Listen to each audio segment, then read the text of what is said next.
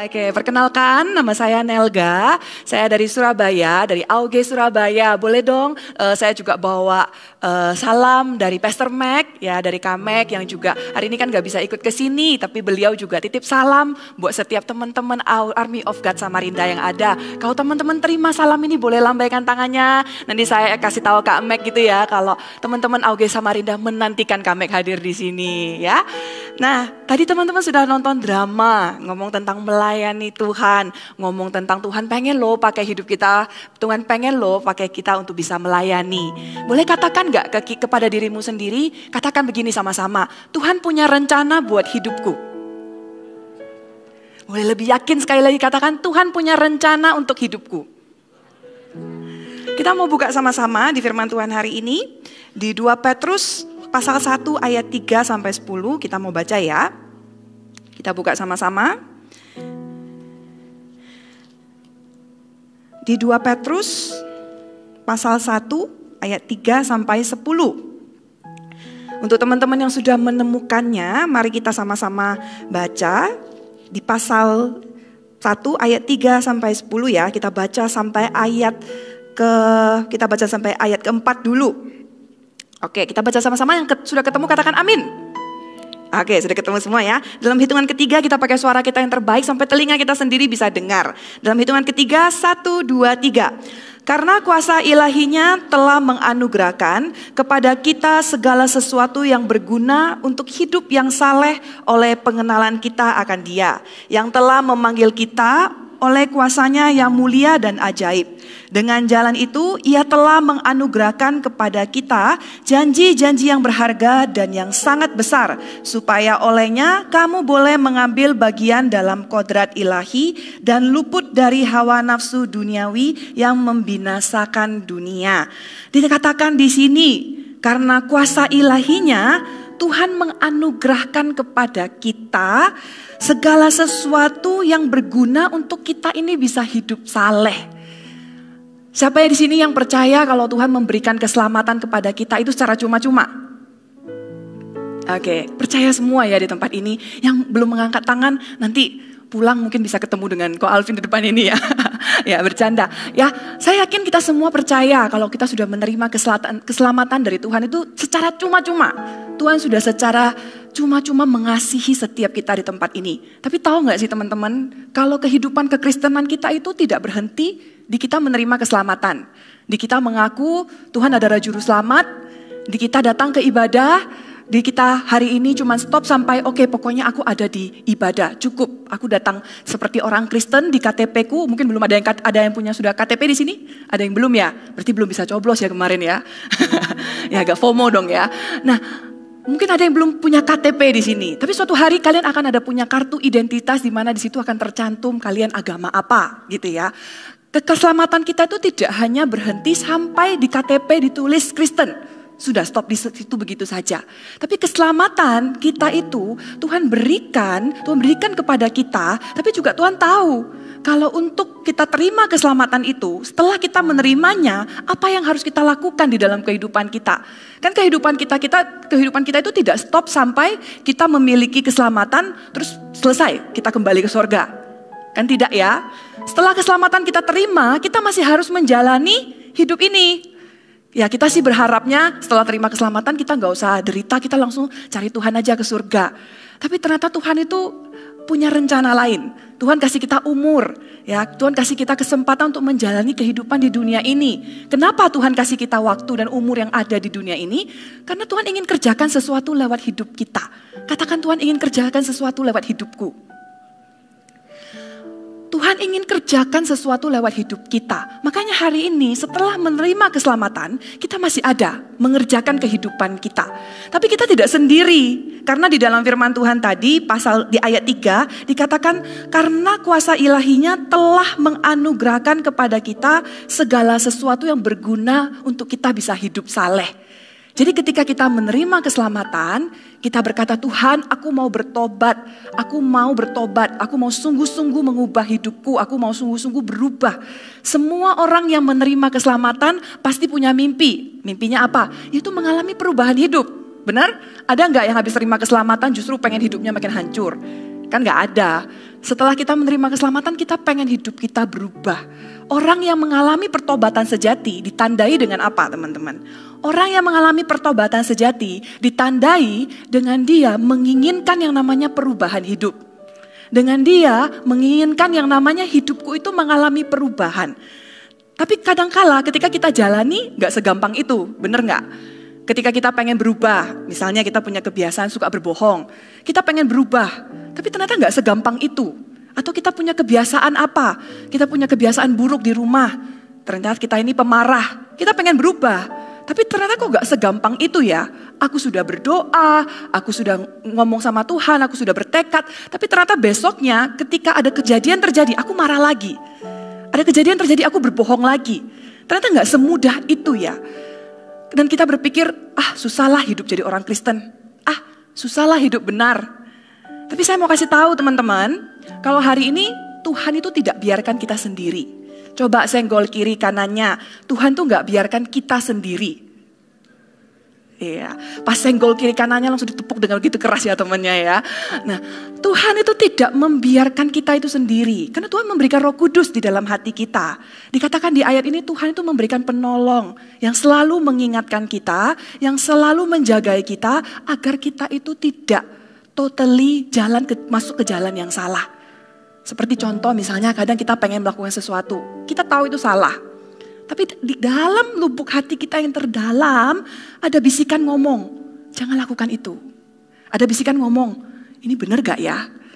Ada bisikan ngomong, boleh gak ya aku lakuin ini? Kita berpikir itu cuma suara hati, kita berpikir itu cuma suara pikiran atau suara dari mana. Tapi sebenarnya itu suara Roh Kudus. Jadi Tuhan itu tidak pernah membiarkan kita itu berusaha hidup benar itu sendirian. Tuhan memberikan penolong, Tuhan memberikan Roh Kudus. Tuhan pengen kita itu hidup benar. Bukan hanya kita yang pengen, tapi Tuhan juga pengen kita hidup benar. Ya, dan Tuhan bukan hanya stop sampai pengen kita hidup benar. Tuhan bukan hanya stop sampai kita itu selesai dari dosa kita dan kita jadi orang yang tidak melakukan dosa itu lagi. Kenapa Tuhan lakukan itu? Kenapa Tuhan ingin kita hidup benar? Bukan karena peraturan di Alkitab. Bukan karena di Alkitab bilang ini gak boleh, makanya Tuhan tidak bilang itu tidak boleh dilakukan. Bukan. Tuhan ingin kita hidup benar. Tuhan ingin hidup kita itu diubahkan. Karena Tuhan punya rencana yang besar. Dikatakan di ayat 4 tadi. Dengan jalan itu, ia telah menganugerahkan kepada kita janji-janji yang berharga dan yang sangat besar. Kenapa Tuhan pengen hidup kita itu benar? Karena Tuhan punya rencana yang besar di dalam hidup kita. Tuhan punya big plan. Tuhan punya blueprint di dalam hidup kita. Tuhan ingin pakai hidup kita. Dan kita percaya di dalam firman Tuhan yang kita baca, kalau semua rencana Tuhan dalam hidup kita, itu adalah rencana damai sejahtera. Ya, semua rencana yang Tuhan mau berikan di dalam hidup kita, itu adalah rencana damai sejahtera. Yang percaya katakan amin. Ya, kalau kita percaya bahwa Tuhan itu selalu mendatangkan rencana damai sejahtera, sesekali kita perlu GR loh teman-teman. Sesekali kita perlu GR. Tuhan tuh mau pakai aku sebesar apa ya? Tuhan tuh mau pakai aku jadi orang yang seperti apa ya? Nanti aku kalau lebih besar, aku kuliah, aku kerja, nanti aku sudah lebih dewasa, Tuhan pengen aku jadi orang seperti apa ya? Nanti saat aku habis umurnya, aku harus meninggalkan dunia ini, aku meninggal jadi orang yang seperti apa ya? Pernah gak pikirkan? Pernah gak bayangin? Ketika kalian bayangkan hidup kalian biasa-biasa saja, atau kalian bayangkan, wah kayaknya hidupku ini pasti ada sesuatu nih. Kalau kita jadi anak Tuhan, kita itu harus punya pemikiran, kita harus punya iman bahwa hidup kita itu gak mungkin Tuhan pakai biasa-biasa saja. Amin? Kalau kita sungguh-sungguh percaya kepada Tuhan, kita harus agak GR gitu ya. Agak GR, Tuhan mau pakai aku sesuatu loh. Tuhan mau pakai aku jadi orang yang berbeda. Tuhan mau pakai aku jadi orang yang hebat. Tuhan mau pakai aku untuk sebuah pekerjaan yang luar biasa. Kita harus punya iman seperti itu. Kalau kita berkata kepada Tuhan, aku percaya Tuhanku besar, tapi kamu gak percaya, Tuhan yang besar itu bisa meletakkan rencana yang besar dalam hidupmu, sungguh disayangkan. Amin? Dan rencana Tuhan di dalam hidup kita, itu bisa dinyatakan dalam apa? Rencana Tuhan dalam hidup kita ini berbicara tentang tujuan hidup. Tentang apa yang akan kita kerjakan, apa yang akan kita lakukan. What do you live for? Hari ini dan ke depannya, kita mau hidup untuk apa? Kita mau hidup melakukan apa? Manusia itu cuma punya 2 pilihan, teman-teman. Pilihan pertama, kita hidup sungguh-sungguh sesuai dengan panggilan Tuhan. Atau pilihan kedua, sama sekali tidak. Kita tidak hidup sesuai dengan panggilan Tuhan buat hidup kita. Gak ada yang namanya di tengah-tengah. Gak ada yang namanya, aku ini percaya Tuhan, tapi aku mau hidup dengan caraku sendiri. Cita-citaku, ke depan aku mau seperti apa, itu tidak ada hubungannya sama Tuhan. Yang penting aku sudah nerima keselamatan, aku tiap minggu datang gereja, itu sudah cukup. Nah, itu gak bisa seperti itu. Pilihan kita cuma 2, kamu mau ikut Tuhan, kamu mau memenuhi panggilan Tuhan buat hidupmu, atau tidak sama sekali. Tidak ada pilihan ketiga. Katakan tidak ada pilihan ketiga. Ya, tidak ada pilihan ketiga antara kamu mau hidup sungguh-sungguh atau tidak sama sekali. Karena Tuhan tuh gak bisa kita itu bilang, aku mau terima keselamatan, tapi aku gak mau sungguh-sungguh sama Tuhan. Aku mau terima berkat Tuhan, tapi aku gak mau ikut cara Tuhan dalam kehidupanku. Tidak bisa. Hidupmu antara berkenan kepada Tuhan atau tidak sama sekali. Tidak ada di tengah-tengah. Dan Tuhan hari ini pengen sampaikan kepada kita, Tuhan ingin sampaikan kepada kita bahwa Tuhan ingin benar-benar hidup kita itu dipanggil untuk mengerjakan panggilannya. Amin. Saya pengen tanya teman-teman. Saya pengen tanya ya, menurut kalian kapan waktu terbaik untuk kita memikirkan tujuan hidup? Ada yang mungkin bisa menjawab? Ya karena kita di sini deket ya, maksudnya jaraknya. Jadi kalian rasanya tidak perlu pakai mic gitu ya. Langsung ngomong aja. Menurut kalian kapan waktu terbaik untuk memikirkan tujuan hidup? Oke, ada lagi jawaban lain? Yang sepakat dengan Ko Alvin di depan sama-sama katakan jawabannya apa? Sekarang ya. Waktu yang terbaik untuk kita memikirkan tujuan hidup kita itu adalah sekarang. Kenapa saya katakan sekarang? Karena di usia kalian, di sini siapa yang di bawah 20 tahun boleh angkat tangan? Oke. Ada yang malu-malu, merasa pengen lebih tua. Ada yang di atas 20 tahun boleh angkat tangan? Oh ternyata ada juga gitu ya. Gak apa-apa, kita semua sekarang ada di usia belasan, 20-an. Ini adalah masa-masa di mana paling tepat untuk memikirkan tujuan hidup. Ini adalah masa di mana kita harus memikirkan apa yang Tuhan ingin kerjakan di dalam kehidupan kita. Di dalam firman Tuhan dikatakan bagai anak panah di tangan pahlawan. Hidup kita itu kayak anak panah di tangan pahlawan. Apalagi masa muda. Masa muda itu adalah anak panah Tuhan. Hidup kita itu berharga. Hidup kita itu di masa-masa ini adalah momen-momen paling berharga untuk kita memikirkan tujuan hidup kita itu apa. Tujuan hidup tuh nggak cuma ngomong tentang kita mau jadi apa. Ya, bukan hanya tentang ngomong nanti cita-citamu apa. Oh, aku mau jadi dokter. Aku mau jadi YouTuber. Aku mau jadi influencer. Atau zaman sekarang apa pekerjaan yang lagi viral di tengah-tengah kalian gitu ya. Dulu di zaman saya pas saya umuran kalian arsitek gitu ya. Jadi dokter, banyak teman saya ambil kedokteran gitu. Di zaman-zaman kalian mungkin kreatif bisnis, entrepreneur atau mungkin lebih ke desain or anything. Tujuan hidup bukan hanya tentang sebatas aku ambil jurusan apa. Tujuan hidup tuh nggak sedangkal itu. Ya, penting pekerjaan kita ke depannya penting, tapi nggak stop sampai apa yang kita mau jadi apa. Tapi kita harus tahu kenapa kita mau jadi seperti itu. Ada yang di sini sudah tahu, nanti mungkin kalian kuliah mau ambil jurusan apa? Ada yang masih belum tahu ya. Nah, pikirkan, kalian pengen hidup kalian seperti apa? Dan ketika kalian sudah tahu aku mau jadi apa, pikirkan kenapa saya mau jadi seperti itu. Kalau kita cuma tahu mau jadi apa, tapi kita nggak pernah memikirkan mau jadi itu kenapa, maka sebenarnya kita nggak ngerti tujuan hidup kita itu apa. Makanya hari ini sangat penting untuk kita datang di masa muda kita menemukan sebenarnya apa sih tujuan hidup Tuhan, apa sih calling Tuhan buat hidup kita. Oleh karena itu saya berikan judul khotbah saya hari ini itu adalah The Calling in My Youth. Katakan The Calling in My Youth. Saya bisa katakan ya teman-teman, saya menjalani umur saya sekarang 20, tahun ini 28. Gak terlalu tua kan? Ya, 28 saya jalani tahun ini, saya bisa katakan bahwa the most honorable, the most amazing, the most valuable and honorable calling tidak lain dan tidak bukan datangnya dari Tuhan. Yang setuju dengan saya katakan amin. Tidak ada panggilan lain yang lebih mulia selain panggilan Tuhan di dalam hidupmu. Tidak ada panggilan lain yang lebih besar selain panggilan Tuhan di dalam hidupmu. Hidup kita apapun ke depan yang kita mau capai, apapun mimpimu, apapun keinginanmu, apapun harapanmu, apapun cita-citamu, tidak ada yang bisa menyaingi panggilan Tuhan buat hidupmu. Jadi sangat penting di masa muda kita menyerahkannya di hadapan Tuhan. Dan sangat penting di masa muda kita menemukan calling Tuhan di dalam hidup kita.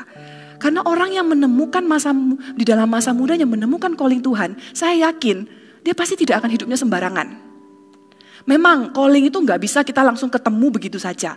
Menemukan calling itu sebuah proses. Menemukan calling itu membutuhkan sebuah proses yang panjang.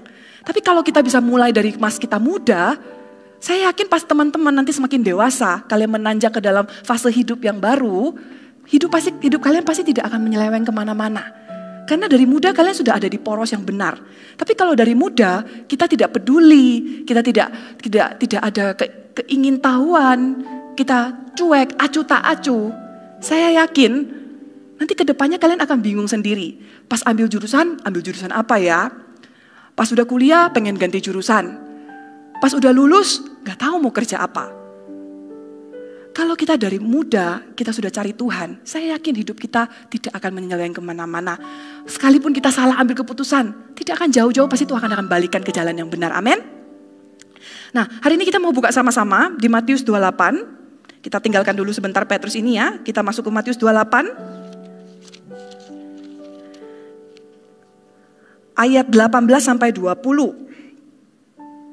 Saya bacakan Matius 28 ayat 18 sampai ayat 20. Yesus mendekati mereka dan berkata, "Kepadaku telah diberikan segala kuasa di sorga dan di bumi. Karena itu pergilah, jadikanlah semua bangsa muridku dan baptislah mereka dalam nama Bapa dan Anak dan Roh Kudus. Dan ajarlah mereka melakukan segala sesuatu yang telah kuperintahkan kepadamu. Dan ketahuilah aku menyertai kamu senantiasa sampai pada akhir zaman." Kalau kita ngomong tentang panggilan Tuhan tuh hari ini saya mau jabarkan ada dua macam. Ya, panggilan Tuhan buat hidup kita, yang pertama ada yang general. Dan kedua ada yang spesifik. Yang general, panggilan Tuhan secara general buat seluruh anak-anak Tuhan, itu adalah di ayat ini. Dikatakan, "Pergilah, jadikanlah semua bangsa muridku dan baptislah mereka dalam nama Bapa dan Anak dan Roh Kudus dan ajarlah mereka melakukan segala sesuatu yang telah kuperintahkan kepadamu dan ketahuilah aku menyertai kamu senantiasa sampai akhir zaman." Kita semua punya satu panggilan yang general, yang semua kita itu sama-sama punya itu. Yaitu Tuhan memanggil kita menjadi murid-muridnya. Tuhan memanggil kita untuk menjadi partnernya Tuhan. Wah, coba bayangkan. Kita dipanggil untuk menjadi partnernya Tuhan. Siapa kita? Tadi kan di drama, tadi ada yang bilang, siapa aku? Aku masih tidak layak. Siapa aku? Aku masih penuh kekurangan. Tapi Tuhan yang hari ini di atas segalanya, Tuhan di atas segala raja di atas segala raja berkata kepada kita, kalau Tuhan itu ternyata mau jadikan kita partner loh. Tuhan mau jadikan kita itu timnya. Kalau kalian misalnya main game gitu ya, kalau pilih tim, pasti pilih yang hebat bukan? Siapa yang main game pilih tim, pilih yang ya kalian merasa dia cupu gitu. Main game apalah misalnya, main game Mobile Legend, main game apa sekarang kalian main game online yang ada. Siapa sih yang mau cari tim yang cupu? Tapi hari ini Tuhan mau loh.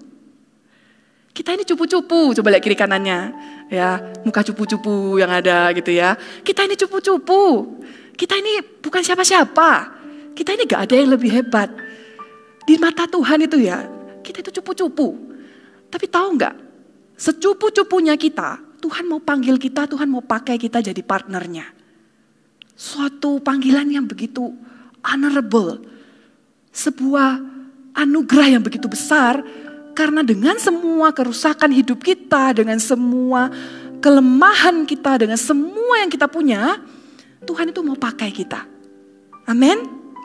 Ya, jadi Tuhan itu punya general calling buat hidup kita, yaitu Tuhan mau jadikan kita partner untuk apa? Untuk mengerjakan pekerjaan pengabaran Injil. Kita semua ini adalah saksi Tuhan. Tuhan mau memakai kita untuk menjadi saksinya. Dikatakan di sana, pergilah jadikanlah semua bangsa muridku, baptislah mereka dalam nama Bapa dan Anak dan Roh Kudus. Kita diminta untuk menjadi saksi Tuhan yang membawakan perkabaran Injil. Kalau hari ini kita tahu kebenaran, jangan sampai kita simpan itu sendiri. Amin. Kita harus bawa itu kepada teman-teman kita yang belum pernah merasakan kasih Tuhan. Itu bagian kita loh. Karena Tuhan memakai kita. Sekalipun kita merasa kita belum bisa apa-apa, kita masih jatuh bangun di dalam dosa, Tuhan bisa loh pakai kita. Tuhan, ketika ada orang yang membutuhkan Tuhan, jangan sampai kita menahan diri kita untuk mengatakan kepada mereka ada Tuhan yang baik dalam hidup mereka, hanya karena kita merasa kita tidak layak. Ingat perkataan saya hari ini kalau kalian merasa kalian tidak layak. Ingat, saya ini cupu gitu ya. Tapi Tuhan mau pakai. Saya ini cupu, tapi Tuhan mau pakai. Saya ini bukan siapa-siapa, tapi Tuhan mau pakai. Kalau saya bukan siapa-siapa aja, Tuhan mau pakai. Kenapa hari ini saya harus terus hidup di dalam keminderan? Amin. Kita jangan terus merasa gak layak. Sebenarnya kita cuma malu. Sebenarnya kita cuma takut ditolak.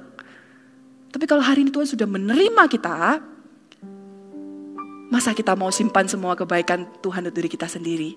Amin.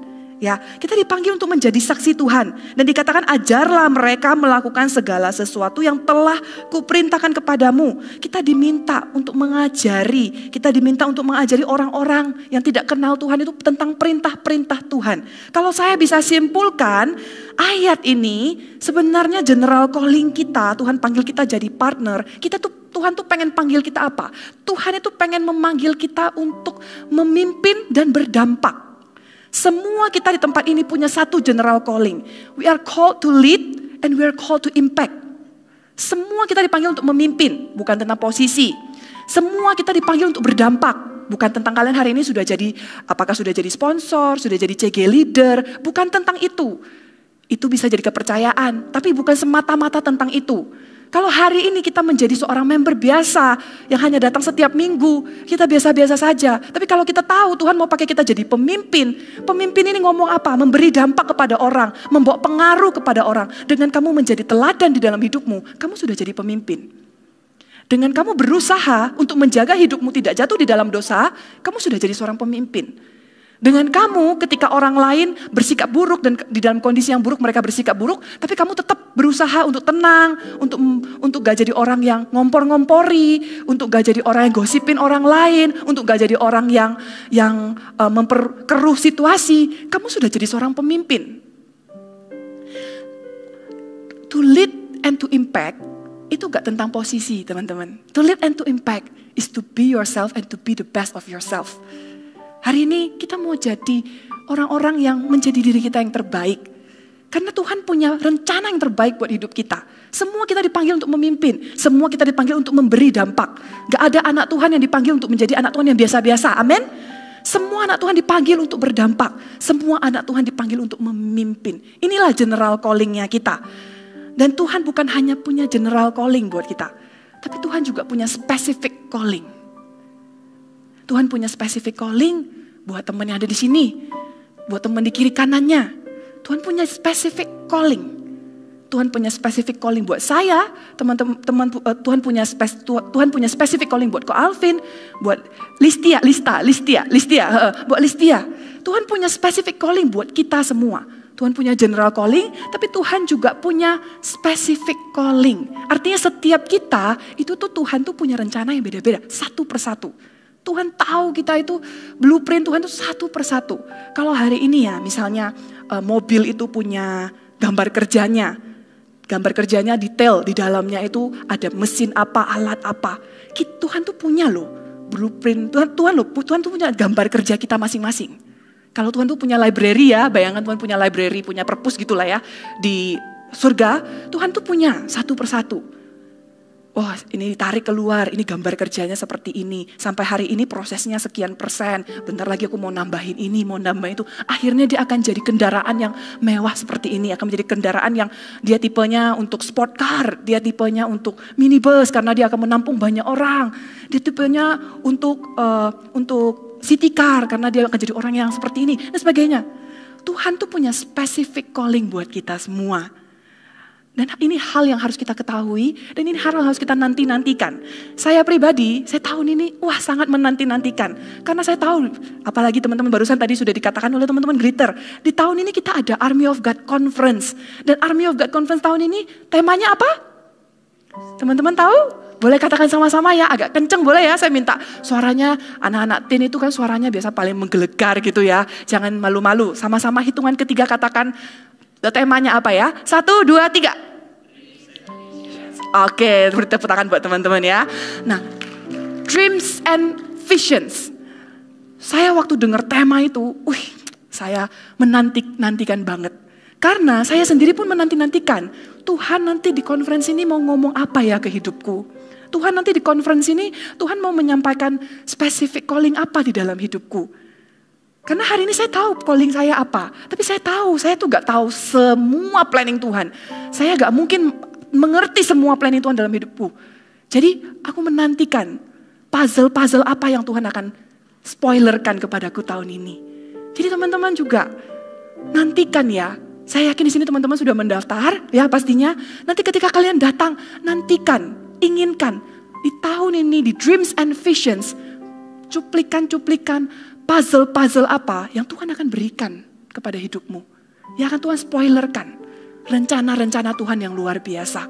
Saya yakin Tuhan akan mencurahkan, memberitahukan kepada kita. Kita akan dapatkan sedikit gambaran dari rancangan dan calling Tuhan buat hidup kita. There's a specific calling in our life. Kita harus inginkan itu. Kita harus cari itu. Jadi saya nantikan banget teman-teman juga. Nanti pas datang jangan bawa ekspektasi yang biasa-biasa. Nantikan sesuatu. Pasti kalian akan menerimanya. Amin. Ya. Nah, kita baca lagi kembali. Kita kembali ke ayat di Petrus tadi. Teman-teman masih bisa mengikuti? Masih bisa ya, amin. Ya, di ayat kelima dikatakan begini, justru karena itu kamu harus dengan sungguh-sungguh berusaha untuk menambahkan kepada imanmu kebajikan, dan kepada kebajikan pengetahuan, dan kepada pengetahuan penguasaan diri, kepada penguasaan diri ketekunan, dan kepada ketekunan kesalehan, dan kepada kesalehan kasih akan saudara-saudara, dan kepada kasih akan saudara-saudara, kasih akan semua orang. Untuk menemukan dan untuk menggenapi panggilan, itu prosesnya panjang. Boleh saya minta teman-teman multimedia bisa menampilkan diagram yang pertama? Yang pertama, oke. Jangan lihat yang bawah dulu ya teman-teman, lihat atas dulu ya. Nah, yang pertama, oke, itu kayaknya ada typo, repentance ya. Repentance, dari proses repentance itu adalah pertobatan. Dan di ujungnya ada fulfilling God's calling. Jadi dari kita bertobat sampai kita menggenapi panggilan Tuhan di dalam hidup kita, itu tuh gak pendek teman-teman. Ya, itu tuh prosesnya panjang. Itu ada prosesnya. Ada proses di sana. Dan di dalam proses ini Tuhan tuh baik loh teman-teman. Kita berpikir ikut Tuhan tuh selalu dikatakan ada proses. Ada proses. Siapa yang sering dengar kata-kata itu? Aku lagi diproses sama Tuhan. Tuhan sedang memproses sesuatu di dalam hidupku. Proses itu ada orang yang menerimanya, tapi ada orang yang anti dengan kata proses. Males banget mau diproses. Tapi kita harus tahu, hidup kita itu pasti akan diproses. Tapi Tuhan itu baik. Kenapa? Karena di dalam proses panjang di dalam kehidupan yang kita hadapi, dari kita repent sampai akhirnya kita fulfill God calling, mungkin itu di akhir hidup kita baru kita bisa nguji apakah kita sudah fulfill God calling. Itu ada proses yang panjang, dan di proses yang panjang itu Tuhan tidak membiarkan kita sendiri. Di dalam proses yang panjang itu Tuhan memberikan kita rumah. Katakan rumah. Tuhan memberikan kita rumah rohani. Yaitu ya hari ini di mana tempat teman-teman duduk. Tuhan memberikan kita gereja. Tuhan memberikan kita komunitas. Tuhan memberikan kepada kita connect group. Komunitas orang-orang yang menjalani proses itu bersama. Karena kita tidak akan pernah bisa yang namanya bertumbuh, yang namanya menjalani proses, menjadi pribadi yang lebih baik. Apalagi yang namanya fulfills God calling, kalau kita itu tidak melibatkan orang lain. Di dalam proses itu pasti melibatkan orang lain. Dan Tuhan itu memberikan rumah buat setiap kita. Ya. Di dalam proses itu, kita lihat di diagram kedua. Di dalam proses itu saya jabarkan. Ya, kalau kita lihat proses gini, apa sih proses? Proses apa sih yang Tuhan mau lakukan di dalam hidupku? Di dalam proses untuk kita fulfill God calling, itu ada beberapa stage ya, ada beberapa fase yang akan kita lalui. Yang pertama di paling ujung itu ada discipled. Katakan discipled. Di tengah ada matured. Oke, terus yang ketiga ada involved. Oh, kok makin kesini makin lemes gitu ya. Ada involved. Nah, 3 proses ini disciple. Disciple itu artinya kita itu dimuridkan. Ya, dimuridkan artinya kita ini tertanam di dalam sebuah komunitas. Seperti tadi saya bilang, Tuhan tuh baik. Ketika kita mengalami proses, Tuhan memberikan kita rumah. Dan di rumah ini, Tuhan ingin kita itu dimuridkan. Tuhan ingin kita itu digembalakan. Tuhan ingin kita itu, kan kita ini kayak domba-domba ya diibaratkan di Alkitab. Tuhan itu pengen kita jadi domba yang punya gembalanya. Tuhan itu pengen kita itu hidupnya itu dibenahi. Tuhan itu pengen hidup kita itu ada yang jagain kita. Tuhan itu pengen hidup kita itu ada yang bisa menopang kita saat kita tuh lemah. Jadi komunitas yang Tuhan berikan kepada kita hari ini adalah untuk pertumbuhan kita. Adalah kebaikan, bentuk kebaikan Tuhan, bentuk kasih karunia Tuhan buat hidup kita. Jadi saat hari ini teman-teman ada di dalam connect group, kita jangan take it for granted. Kita jangan merasa teman di kiri kanan kita itu, ya pemimpin kita itu, kita merasa kita menganggap mereka sepantasnya baik kepada kita. Tidak ada orang yang sepantasnya baik loh kepada kita sebenarnya. Karena kita memang tidak layak menerimanya. Tapi kalau Tuhan hari ini berikan komunitas, kita hargai. Dan bukan cuma hargai, kita kasihi komunitas kita. Amin. Ya, kita tertanam di dalam komunitas. Karena pertumbuhan dan perubahan itu tidak bisa terjadi tanpa orang lain. We cannot grow by ourselves. Kita nggak bisa bertumbuh tanpa orang lain dan kita nggak bisa bertumbuh dengan kekuatan kita sendiri. Kita nggak bisa bilang, aku nggak mau sosialisasi sama orang. Kita nggak bisa bilang, aku mau hidup di duniaku sendiri aja. Aku pokoknya urusan-urusanku sendirilah. Pertumbuhanku itu kan urusan pribadi. Contoh misalnya kita ngomong, kenapa sih harus tanya saat teduhku gimana? Saat teduh itu kan urusan pribadi. Kenapa aku harus share? Kenapa sih aku ditanyain terus cerita kehidupanku? Cerita kehidupanku kan urusanku pribadi. Aku kalau gak mau cerita ya terserah aku dong. Memang itu adalah urusanmu pribadi. Tapi tahu gak? Kamu kalau selalu merasa itu urusanmu pribadi, suatu hari kamu gak bisa menyelesaikan masalah itu, yang kamu salahin siapa? Kalau gak salahin Tuhan, salahin tidak ada orang yang peduli padamu. Salahin orang, tidak ada orang buatmu. Karena di dalam dunia ini, kita itu selalu membutuhkan orang lain. Sadar gak sadar, mau nerima gak nerima, kita tuh butuh orang lain. Gak bisa kita tuh bertumbuh sendiri. Kita butuh masukan orang lain, kita butuh penghiburan dari orang lain, kita butuh companion dari orang lain. Dia cuma dengerin cerita kita aja, duduk di samping, ya kita cerita panjang lebar, dia cuma dengerin aja. Kita butuh loh ada orang kayak gitu. Kita butuh loh ada orang yang kasih tahu kita butuh ada orang yang ada di samping kita. We cannot grow by ourselves. Kita gak bisa ngomong, aku mau hidup-hidup sendiri aja pakai caraku, aku gak mau bersosialisasi dengan orang lain. Kalau kamu berkata begitu, cepat lambat. Saya katakan cepat lambat. Kamu akan ketemu momen di mana kamu akan diizinkan Tuhan benar-benar membutuhkan orang lain. Benar-benar membutuhkan pertolongan dari orang lain. Dan di momen itu kamu akan sadar, kok di sekitarku gak ada orang ya? Karena selama ini kita gak pernah mau buka diri untuk orang-orang masuk di dalam hidup kita. Ya. Dan itu yang membuat kita tuh lonely. Sebenarnya yang membuat kita lonely itu bukan karena kita ini memang alone gitu ya. Yang membuat kita itu lonely karena diri kita sendiri. Diri kita sendiri yang menolak orang-orang saat orang-orang mau masuk ke dalam hidup kita. Ya, jadi it is important untuk kita itu to be discipled. Kita perlu dimuridkan. Kita jangan mau hidup di dalam dunia sendiri. Kita harus mau membuka diri untuk orang lain masuk dalam hidup kita. CG ya, Connect Group dan gereja ini adalah rumah untuk kita. CG dan gereja ini tidak sempurna, tapi kita pengen jadi rumah yang bisa kalau teman-teman di dalam kondisi apapun teman-teman datang, teman-teman akan diterima apa adanya, tapi teman-teman tidak akan dibiarkan apa adanya. Amin. Dan yang kedua, setelah kita di-disciple, Kita dimuridkan. Tadi di dalam ayat yang kelima dikatakan di sana ya, berusaha menambahkan kepada dirimu, kepada imanmu, kebajikan, kepada kebajikan pengetahuan, kepada pengetahuan penguasaan diri, kepada penguasaan diri ketekunan, dan kepada ketekunan kesalehan, dan kepada kesalehan kasih akan saudara-saudara, dan kepada kasih akan saudara-saudara kasih akan semua orang. Rasanya banyak banget ya. Aku disuruh tekun, aku disuruh menguasai diri, aku disuruh rajin, aku disuruh untuk menambahkan pengetahuan, kebajikan, penguasaan diri. Banyak sekali. Itu yang saya namakan proses pendewasaan. Atau proses maturing. Ketika kita dimuridkan, Tuhan akan bawa kita masuk ke dalam sebuah proses baru teman-teman. Namanya proses pendewasaan. Di situ mungkin proses yang paling gak enak ya. Ini adalah proses di mana kita akan mengalami yang namanya gesekan. Di sini adalah proses di mana kita akan mengalami yang namanya ujian-ujian hidup. Ya, di sini mungkin masalah itu akan datang. Kita akan menghadapi orang-orang yang membuat kita itu bete. Karakter kita itu diuji. Kesabaran kita itu diuji. Konsistennya kita itu diuji. Kemarin kita habis komitmen. Mau jadi orang yang gak suka marah-marah.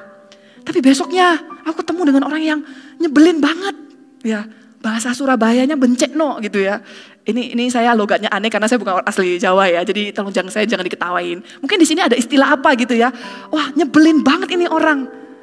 Gimana Tuhan masa bisa sabar dengan orang seperti ini gitu. Dan kita merasa, oh kita diuji. Kita digesek. Kita diizinkan ada gesekan di dalam diri kita. Dengan teman CG, mungkin dengan pemimpin. Kenapa dia begitu sih? Kok dia gak hargai aku sih? Kok dia kayak gini sih? Tuhan izinkan kita itu mengalami tantangan demi tantangan.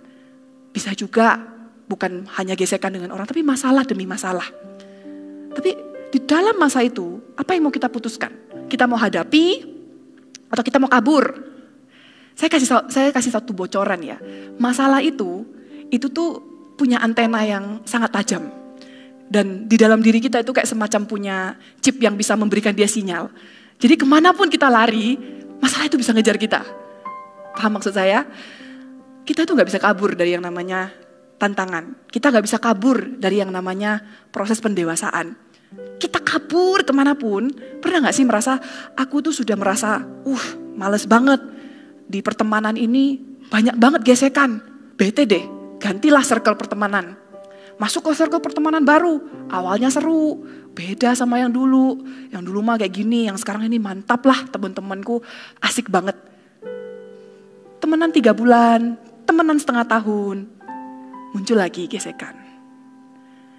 Sama, mungkin kasusnya beda, ya kasusnya beda tapi serupa. Wah, bete lagi sama orang, ya. Terus atau misalnya kalian ada di CG ini, ketemu dengan pemimpin ini tidak cocok. Aku gak cocok sama pemimpin ini, aku gak mau CG lagi. Akhirnya suatu hari kalian memutuskan, aku coba CG lagi deh. Ketemu pemimpin, gak cocok lagi. Saya mau kasih tahu, sesuatu yang kita tidak terobos, mau kita gimana kabur, muter-muter, itu akan ngejar. Kenapa? Karena itu adalah ujian di dalam kehidupan kita yang kita tuh harus lewati. Yang kita tuh harus menangi. Kalau kita mau dari SMP naik ke SMA, harus ujian, bener gak? Gak ada caranya gimana kita bisa dari SMP naik ke SMA tanpa ujian. Kamu mau ke sekolah manapun, jebret, ujian itu akan keluar di depanmu. Sama halnya, ketika di dalam proses pendewasaan ini, ada hal-hal gak enak yang datang ke dalam hidup kita mau gimana kabur, kita mau gimana gak mau selesaikan dia akan ngejar kita. Jadi caranya apa? Caranya hadapi. Caranya gimana hadapi, aku gak bisa. Saya gak bisa kasih Anda solusi, hadapi aja dulu. Satu-satunya solusi, hadapi aja dulu.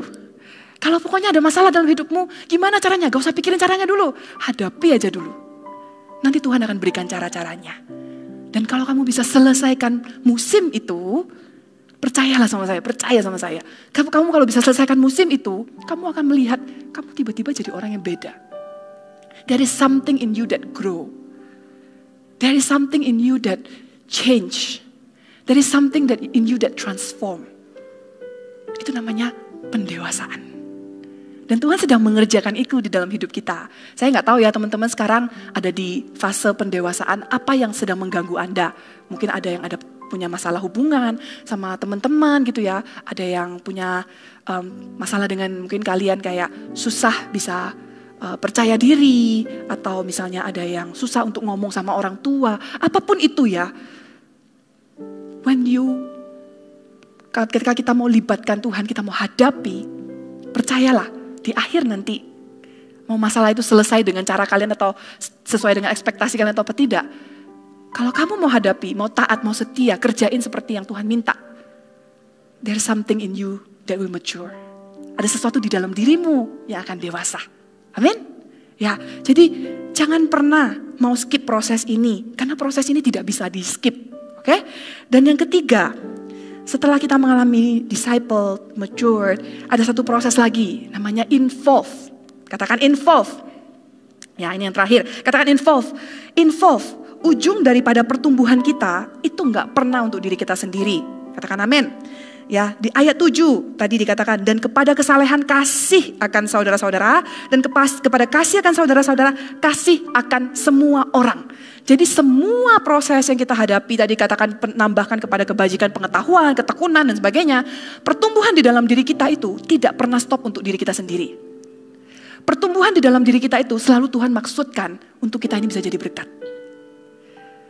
Pertumbuhan di dalam diri kita itu selalu Tuhan maksudkan untuk kita ini bisa mengubahkan hidup orang lain.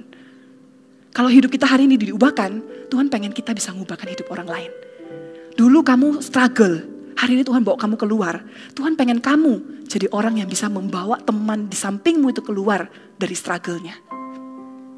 Jadi semua pertumbuhan di dalam hidup kita tidak pernah dimaksudkan untuk diri kita sendiri. Tapi selalu untuk memberkati orang lain. Amin. Nah, sama halnya. Tadi kan ketika saya bilang, boleh tampilkan lagi diagramnya. Saya akan belikan ada anak panah ya. Jadi disciple, matured, involved. Terus ada lagi dari disciple langsung panah ke involved, terus involved panah ke matured. Maksudnya apa? Saya jelaskan. Jadi disciple, kalau kita berpikir misalnya disciple, oh saya harus tertanam dulu. Terus saya mengalami pendewasaan, barulah saya boleh terlibat. Barulah saya itu boleh melayani. Barulah saya boleh itu dipakai sama Tuhan. Apakah benar prosesnya itu? Saya katakan benar, tapi tidak sepenuhnya benar. Karena di dalam Tuhan, ketika kita mau tertanam, Tuhan itu tidak tunggu kita dewasa dulu untuk melibatkan kita. Jadi ketika kamu mau tertanam, you can be involved langsung juga. Jangan tunggu, nantilah, tunggu aku sudah lebih baik. Aku merasa aku sekarang itu kurang baik, gak layak melayani. Kamu tunggu sampai Tuhan Yesus datang kedua kali, kamu juga tetap tidak layak melayani. Ingat, kita ini cupu, ya. Jangan pulang-pulang kalian jangan punya low self esteem terus kayak gini pulangnya. Kenapa? Aku dibilang aku ini cupu gitu ya. Tolong ditangkap dengan benar ya. Ya, nanti saya tidak diundang lagi ke sini gitu. Ya. Nah, disciple, ketika kita ditertanam, kita jangan mau tunggu lama-lama. Langsung involve. Karena bisa lewat proses involve, kita itu didewasakan. Jadi proses mature dan involve ini tidak ada siapa yang duluan. Kalau itu harus jalan bareng. Itu harus jalan bareng. Bahkan 3 ini saya bisa katakan, itu harus jalan bareng. Kita harus tertanam, mengalami proses pendewasaan, terlibat. 3 ini harus jalan bareng. Karena 3 ini saling melengkapi. Dan 3 ini ketika kita jalan bareng dan kita melakukannya dengan sungguh-sungguh, itulah yang membuat kita fulfills God's calling. Amin? Ya, untuk menemukan panggilan kita tuh perlu terlibat. Teman-teman, saya jelaskan sedikit lebih panjang lagi tentang terlibat ini ya. Kita perlu terlibat. Di dalam proses menemukan panggilan Tuhan, kalau kita itu gak pernah terlibat, kita itu tidak akan bisa tahu Tuhan itu mau apa.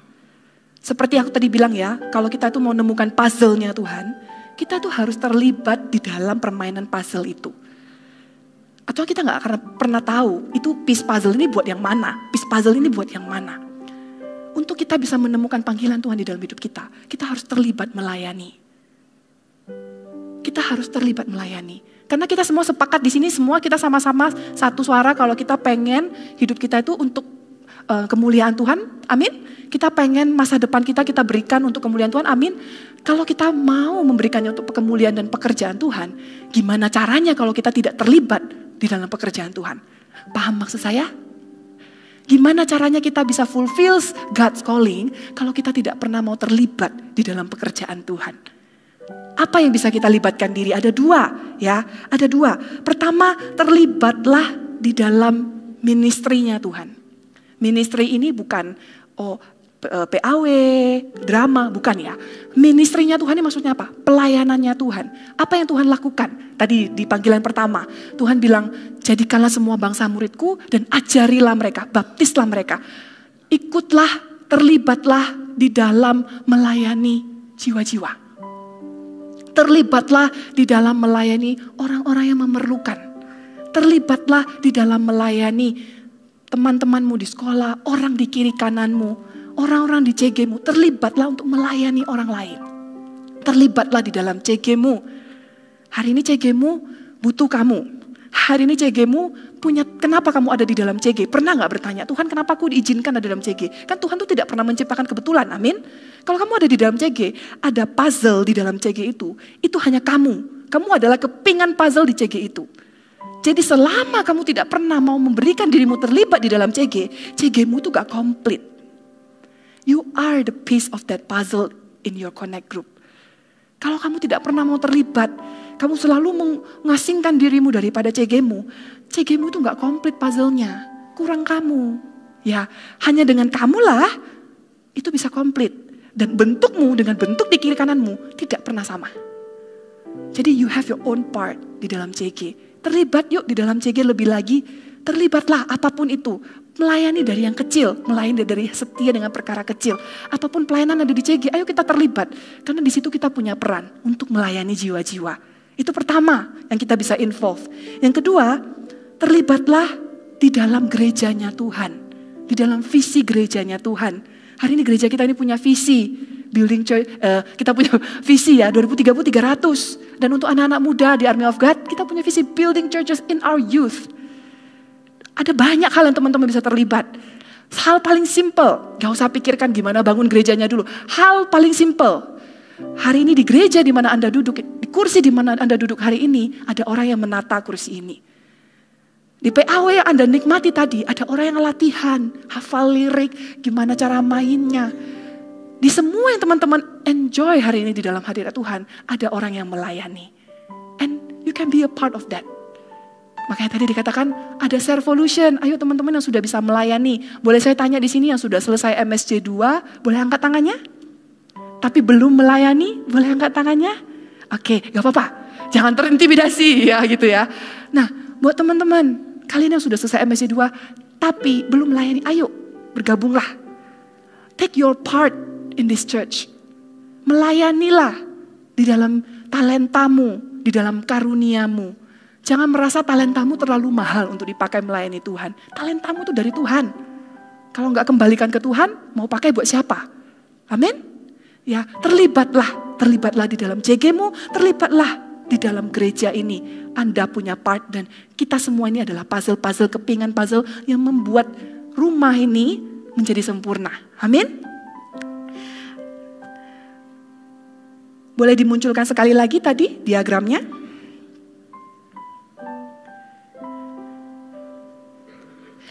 Oke. Ketika kita menyelesaikan disciple, kita menjalani disciple, mature, involve, kita ada di dalam proses ini. Proses inilah yang akan membawa kita kepada God's calling.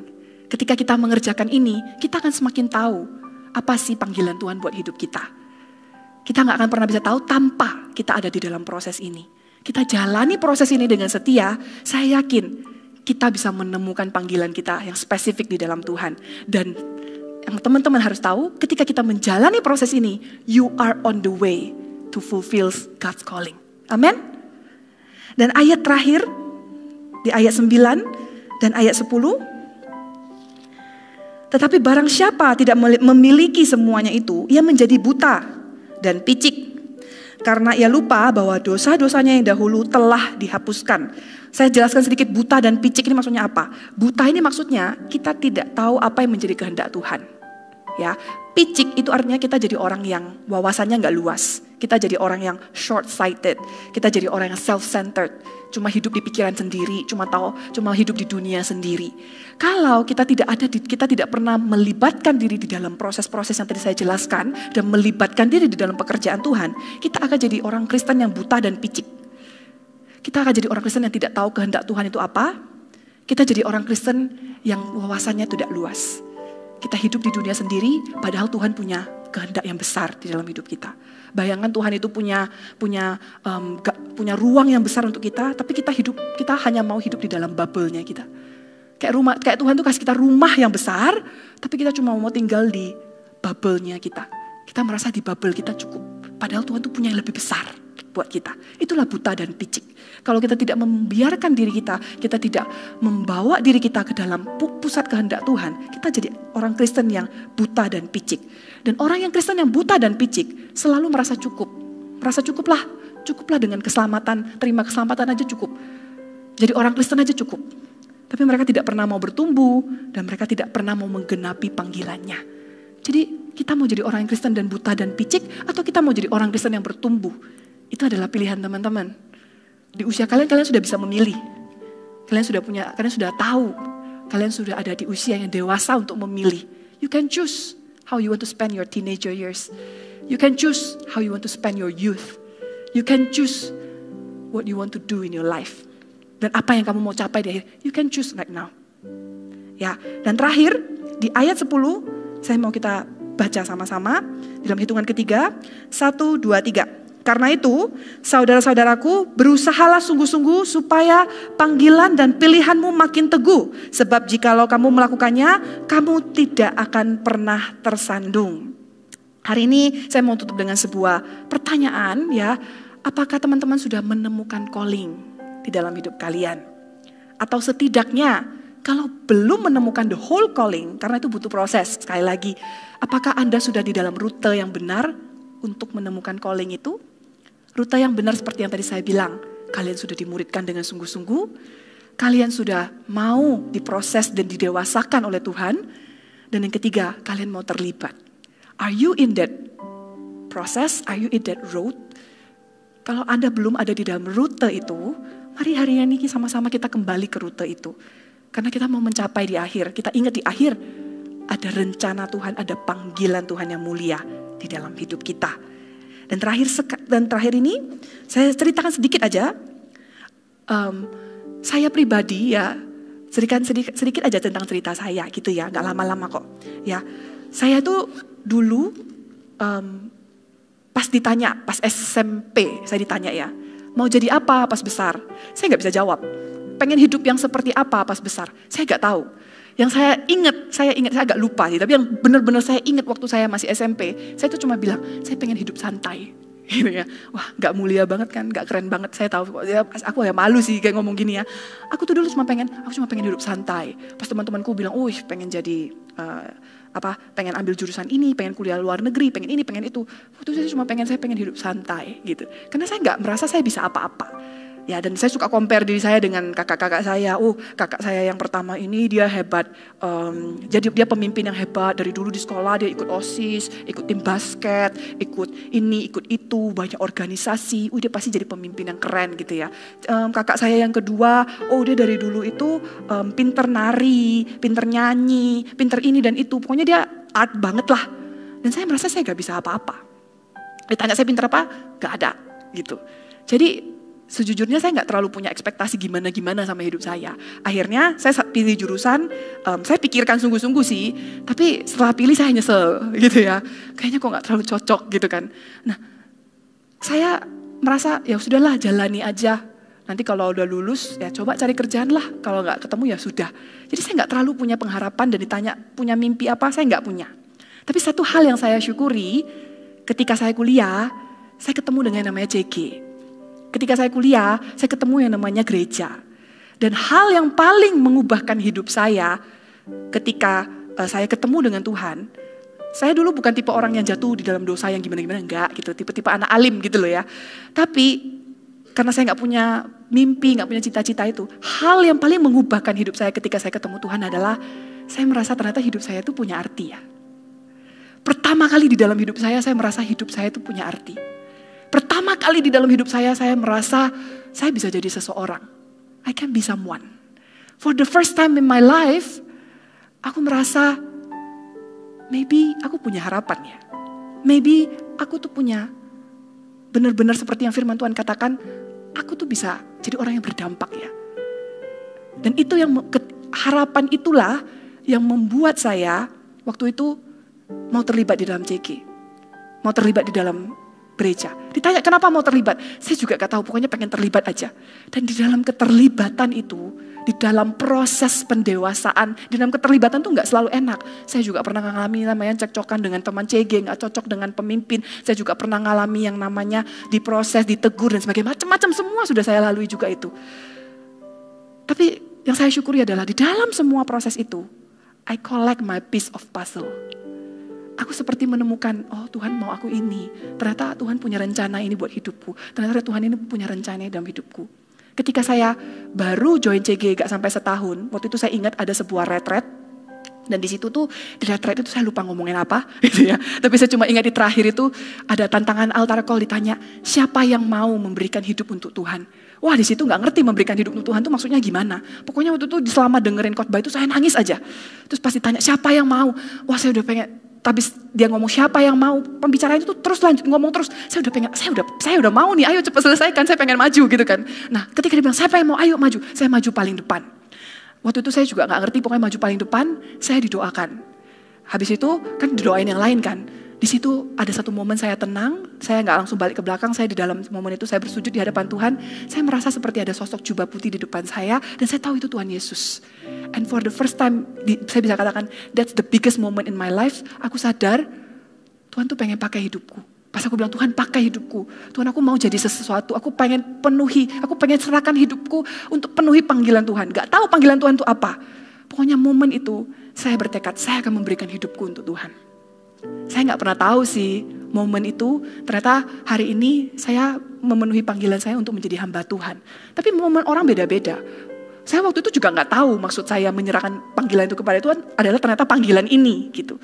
Saya juga butuh 3 tahun untuk tahu, oh ternyata panggilan itu adalah ini. Saya percaya setiap kita akan mengalami momen itu. Gak selalu ujungnya sama ke panggilan ini. Tapi semua ada momennya. Tapi saya bersyukur di momen ketika saya sujud paling depan, saya punya momen untuk ngalamin Tuhan.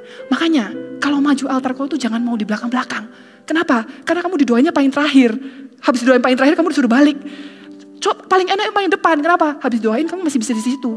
Nikmati hadirat Tuhan. Ya, di situ saya bersyukur, saya maju paling depan. Teman-teman saya belum dapat giliran, saya sudah punya waktu mungkin 15 menit lebih sama Tuhan di sana. Dan itu momen yang mengubahkan hidup saya. Ya, jadi di situ saya ngerti hidup saya itu punya visi, hidup saya itu punya tujuan dan artinya. Dan saya pengen genapi itu. Maukah teman-teman juga hari ini di masa muda kalian mau menggenapi itu?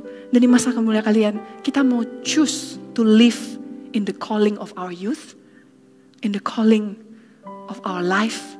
Kita mau gak hari ini sama-sama milih, kita mau hidup di dalam panggilan Tuhan sejak masa muda. Amin.